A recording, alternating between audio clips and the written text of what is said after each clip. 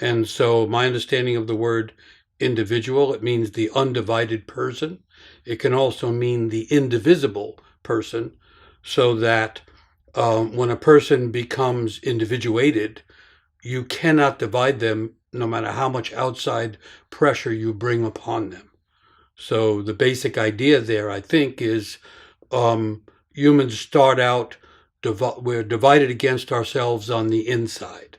Some of that division, I think, is between the ego and the deep self, especially until the ego awakens to the fact that there is a deep self. Until then, the ego thinks it is the deep self. And so that's a deep human division that alchemy, depth psychology, and mythology all show ways of healing that division and connecting ego and deep self in a meaningful way. Another way I think of this inner dividedness is between the person, and Jung called it the shadow, a kind of an opposite energy that's inside. And it's interesting because you find stories about that in folklore and tribal traditions. So this was something that was well known, that there is an opposing energy. In Sanskrit, you have the word vidya, from which we get video, and also vision. And vidya would be the vision of the soul, but then everyone also has avidya, that is to say, an opposing energy that makes what otherwise would be the vision of the soul a kind of blindness. And so that's another way of almost mythologically seeing this inner division. And then the other thing that comes to mind is the notion that the opposite of the individual or individuated person is the neurotic, and the neurotic is that process through which we oppose ourselves. We oppose the deeper aim of our life. We try to solve the division in a way that's wrong, and that leads to neurosis.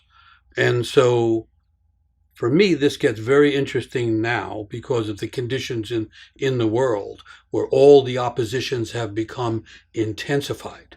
And so it's as if the inner oppositions are now appearing outside in the world, in the intense divisions that are occurring in many cultures, in the battles between different points of view. People get fundamentalist about their ideas.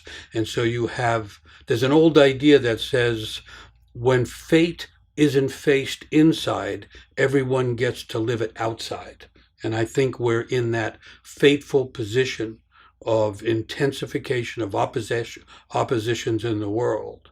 And that makes me think of another interesting old idea that Jung mentioned and James Hillman also talked about, which is no healing unless the deep internal split is touched.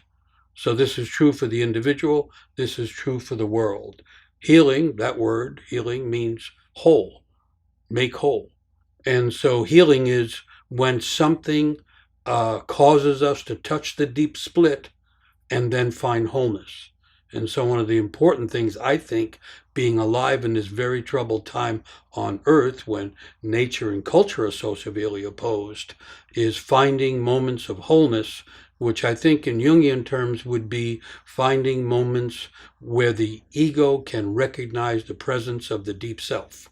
And those are the kind of moments that can keep a person in a meaningful connection to themselves, to their soul, to the aim of their life, despite and maybe even because of the intense oppositions in the world.